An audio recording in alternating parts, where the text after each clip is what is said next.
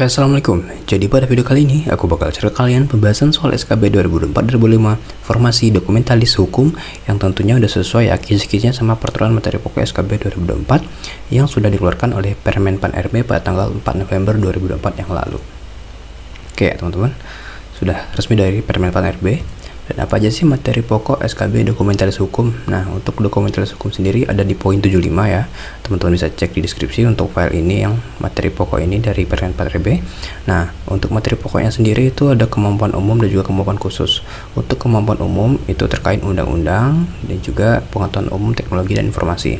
Sementara kemampuan khusus itu peraturan presiden, standar pengelolaan dokumen dan informasi hukum, konsep dasar teknik metode pedoman dan prosedur, penyiapan data dan bahan, dan pelaksanaan pengelolaan informasi dan dokumentasi hukum. Oke, jadi itulah materi pokok SKB dokumentasi hukum yang akan diujikan nanti ya teman-teman. Oke, kita mulai aja ke soal nomor 1. Soal nomor 1, dalam proses pembentukan peraturan perundang-undangan, salah satu asas penting yang harus dipenuhi adalah keterbukaan. Hal ini berarti bahwa A. Proses perumusan aturan harus hanya melibatkan lembaga pemerintah. B. Masyarakat berhak memberikan masukan dan terlibat dalam pembentukan aturan. C. Pembentukan peraturan tidak perlu diumumkan kepada publik. D. Hanya kalangan tertentu yang dapat mengakses informasi terkait aturan terbaru. E. Undang-undang dapat dibentuk tanpa melalui konsultasi dengan publik. Oke, kira-kira yang mana teman-teman? Jawabannya nomor 1. Kita lihat. Jawabannya yang B. Masyarakat berhak memberikan masukan dan terlibat dalam pembentukan aturan. Nah, keterbukaan adalah asas yang mengharuskan masyarakat memiliki kesempatan untuk memberikan masukan dalam proses pembentukan undang-undang agar dapat tercipta aturan yang representatif dan diterima oleh seluruh lapisan masyarakat. Oke, paham ya teman-teman? Jadi harus terbuka kepada masyarakat. Nah, soal nomor 1 jawabannya yang B. Kita lanjut ke soal nomor 2. Soal nomor 2, berdasarkan Undang-Undang Nomor 14 Tahun 2008 tentang Keterbukaan Informasi Publik, informasi yang wajib disediakan secara berkala oleh badan publik mencakup A. Seluruh data rahasia negara. B. Informasi yang berkaitan dengan keuangan publik. C. Semua data yang dikumpulkan badan publik. D. Dokumen yang hanya bisa diakses pejabat tertentu. Atau E. Informasi pribadi dari seluruh pegawai negeri. Oke,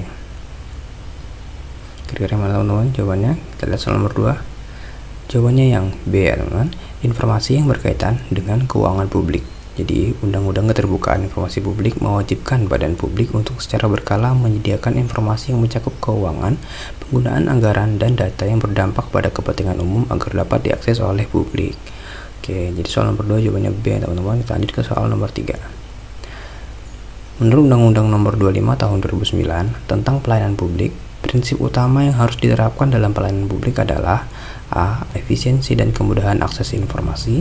B. Eksklusivitas dan keamanan informasi. C. Kompleksitas dan birokrasi yang ketat.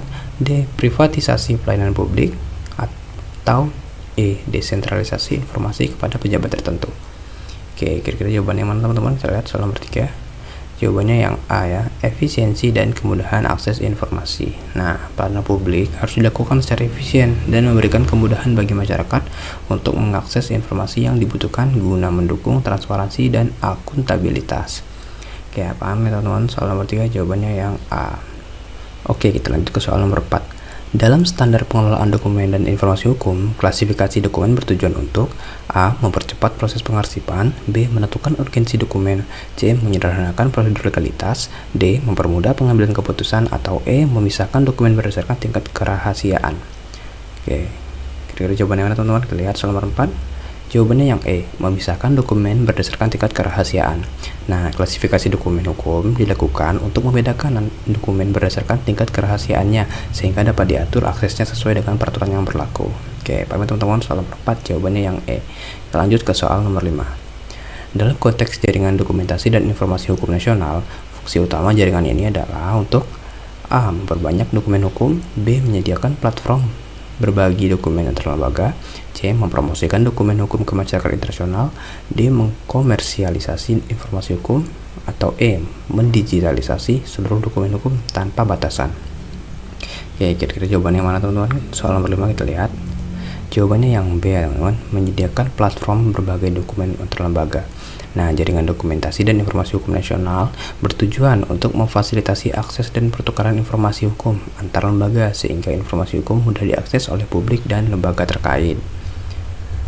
Oke, untuk soal nomor 6 dan seterusnya teman-teman bisa cek link di deskripsi, sudah ada 100 soal untuk formasi dokumentalis hukum ya teman-teman. Bisa cek di deskripsi, udah ada soal, jawaban, dan pembahasan, bisa di-download di sana.